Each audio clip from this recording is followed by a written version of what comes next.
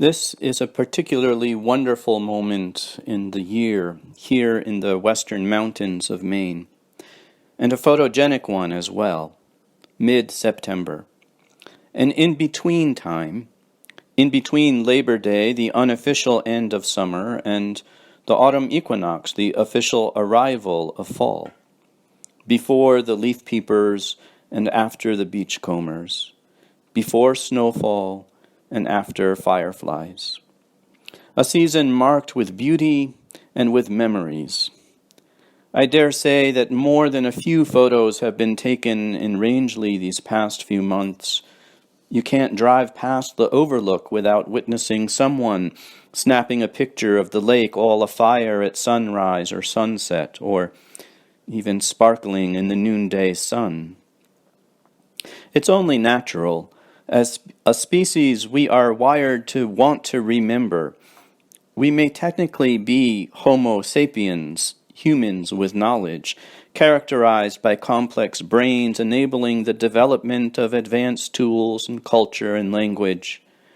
But we might as well be known as Homo photographicus, people who take pictures of moments and keep them in albums or shoeboxes or on our smartphones. This past week, I witnessed a beautiful family reunion photograph happen in front of the birch tree out by the church's lakeshore. Renee Lowell's family, bedecked in her favorite color, gathered from near and far to celebrate her life. Earlier in the day, we had enjoyed sandwiches outside on the church lawn, lovingly provided by the Episcopal church women, and looked at old photographs of the Ross girls of Rangeley and their family. We want to remember this moment. We want to document this moment, and not just this moment, but everything we have experienced and felt about this moment, everything leading up to it, and everything we take away from it afterwards. One day tells its tale to another, and one night imparts knowledge to another. The photographic image documents more than just a moment in time, though. It is a reminder of the before and after. We look at the photograph, a single moment captured in time, and recall not just that moment, but also those before it and since. This is especially true when the photograph documents not only the sunrise or sunset, the landscape of mountain or lake, but when it contains an image of a person, perhaps yourself, perhaps a friend, perhaps a beloved. The inherent temptation in any photograph is to assume the image is fixed and static, that the image captured in time is the entire story. But despite all its photographic evidence of having been, a snapshot can never capture everything. Any photograph, no matter how finely detailed, can never be as much as its subject itself, can never fully reveal the complexity of the moments before and after. The story of how the person in the photograph came to be standing there in front of the camera, and the rest of the story after the flash and click of shutter and lens. A few weeks ago, my cousin handed me a stack of old photographs she had saved. I had not seen her or most of the folks in the photos for years. We were at my nephew's wedding, which had already been postponed once because of COVID-19. And it became more than a wedding, but also a kind of joyful, if cautious, family reunion. There were professional photographers there at the wedding, documenting the moment when I pronounced Ryan and Caitlin husband and wife. Someday they will look at those photographs and remember the day, the moments leading up to the day, the way the story of their lives have unfolded since the day. Who was there? Who was missing? The before, the after. This in-between time of not quite fall and not yet end of summer has sent my heart and mind remembering. Or perhaps it is the strange in-between time of trying to move forward in an extended season of pandemic, before the calamity is over, yet after the hope of vaccine development. Or maybe it is the twin towers of before and after that have me so wistful. Our world before the attacks on 9/11 20 years ago this weekend, and our world after. It is difficult not to imagine in this in-between season that we are poignantly poised between the way things used to be and what we now call our new normal, where there is nothing normal about any of it. I say that it is the old photographs, the memories, the worries of living through pandemic, the remembrance of 9/11. But really, truthfully, it is our gospel reading this morning that has my heart beating so. A moment on the road to Caesarea Philippi, captured in time like an old sepia-toned photograph. A moment between Jesus and his disciples, after which nothing would be the same. They have been journeying with Jesus throughout Galilee and beyond, sitting at their teacher's feet, watching him heal and feed and free. Word has spread about him. Jesus asks his disciples, "Who do people say that I am?"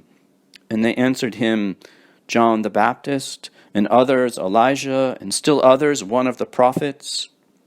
He asked them, "But who do you say that I am?"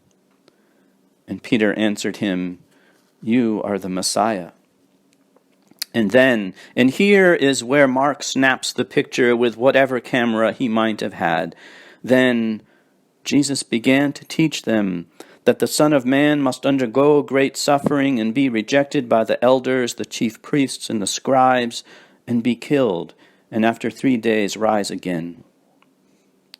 Whatever had transpired before that remarkable sentence, nothing remains the same after it.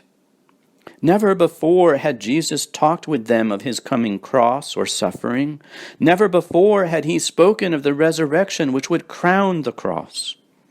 Here and now, in the year of our Lord 2021, we have probably read and heard this teaching numerous times.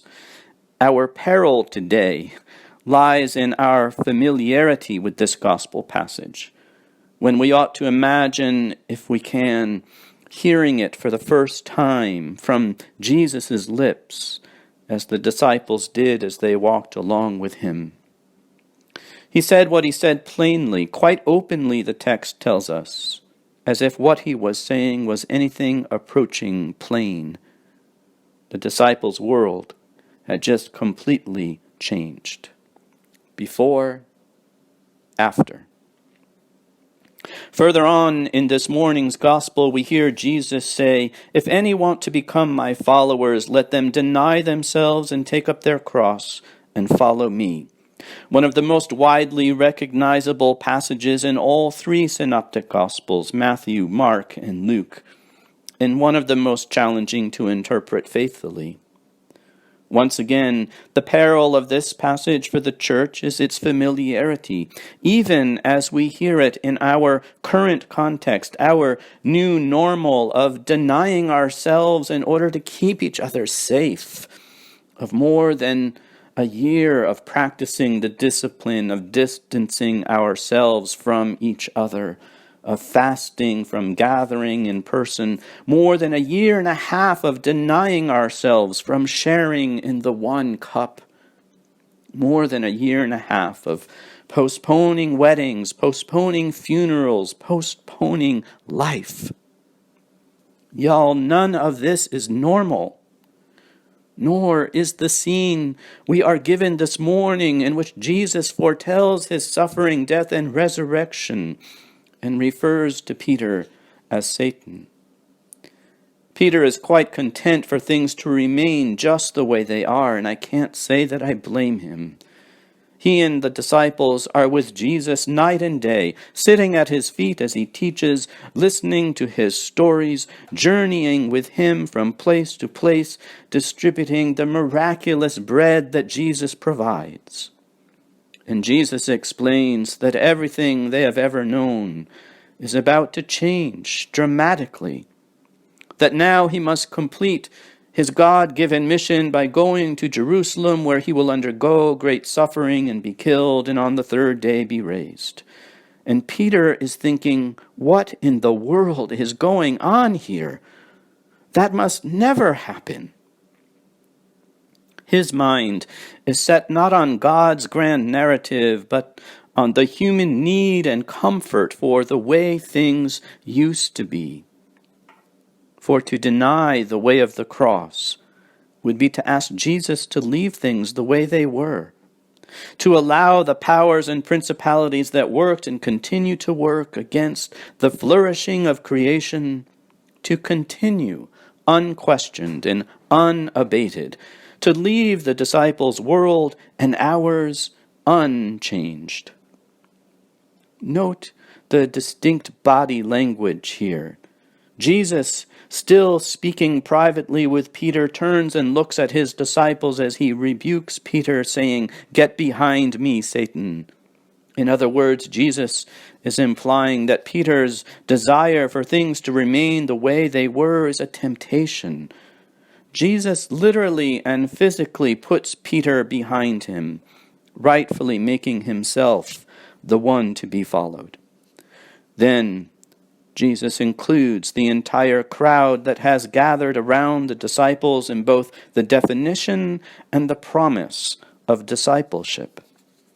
Self-denial, cross-bearing, and following the way of Christ leads to salvation, to new and unending life in him. If any want to become my followers, let them deny themselves and take up their cross and follow me. As Christians, these words are hardly unfamiliar to us. Still, we struggle mightily with them.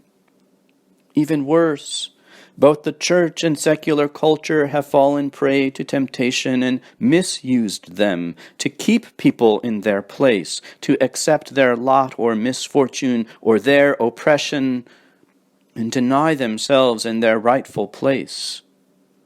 Or that our cross to bear is whatever ill-fated circumstance or affliction we find ourselves in at the moment, none of which, as disturbing or painful as they may be, are the same as the cross, that terrible instrument of the oppressing Roman Empire.